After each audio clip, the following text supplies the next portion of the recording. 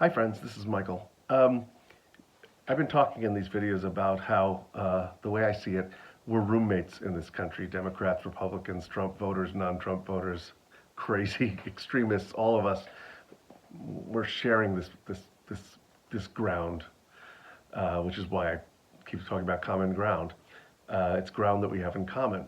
So we can disagree with each other. We can really, really hate other people's point of view and what they say, and we can even not like each other. But what we cannot do, it's just not an option, is we don't get to banish each other. We're not going to get to cut each other out of out of the equation.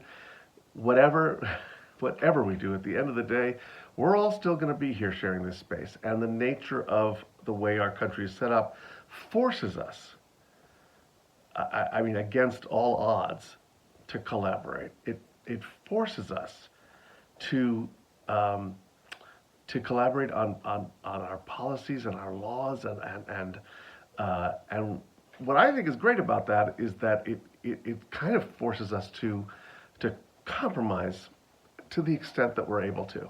I, I, I don't I don't mean to compromise our values. I don't mean to compromise what we believe to be lawful and fair and just. But I mean, it kind of, I will just say it works better if we do that, right? So I don't want anyone to think that I'm saying, come to the middle. And no, I'm not coming to the middle. I'm really not. But I heard a story the other day that really saddened me. You know, so I'm an actor, and the acting community tends to be left wing. Almost everyone I know is, but not everyone. And there was a gentleman who posted a right wing sentiment, uh, and I'm sorry to say that he was vilified and cut out of people's lives. People who were his colleagues and friends made a big announcement of unfriending him, and it was interesting that they went right to calling him a maniac and a right wing extremist, a lunatic, and uh, all these things because he refuses to wear a mask. Now, look, I want to be really clear about this. I think that's terribly irresponsible. I think it's dangerous. I think it's disrespectful. It's inconsiderate. And I I don't have small feelings about that. But I guess I felt sad that people felt that they could no longer speak to him, be associated with him, be friends with him. It jumped right there, all the way there, in an instant.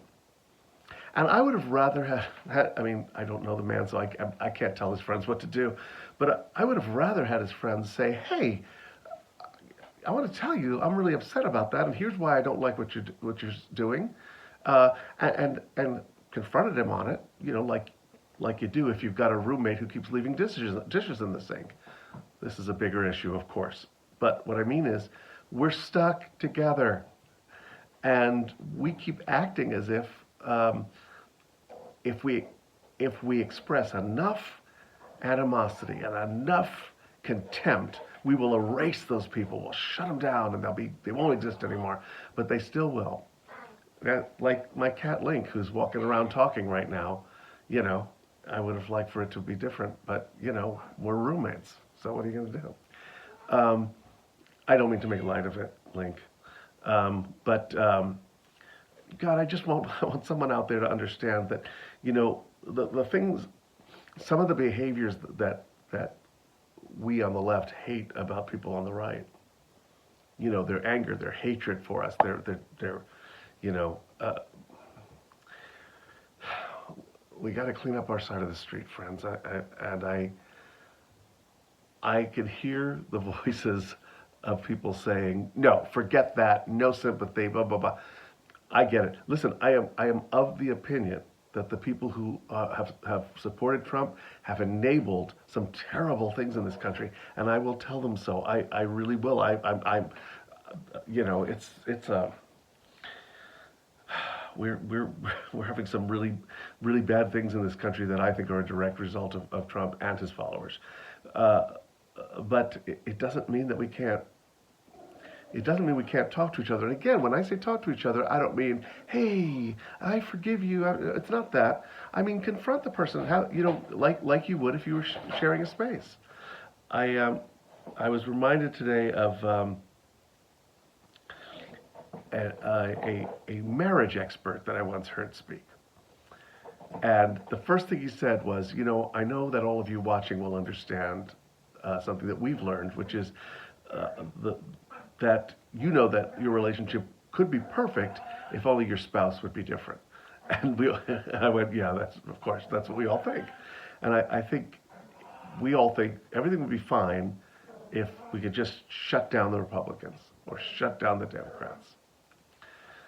I ask you to consider, again, the efficacy of this.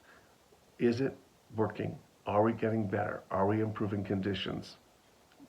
I don't think that we are when we shut off and completely vilify rather than confront, discuss, and see if there's any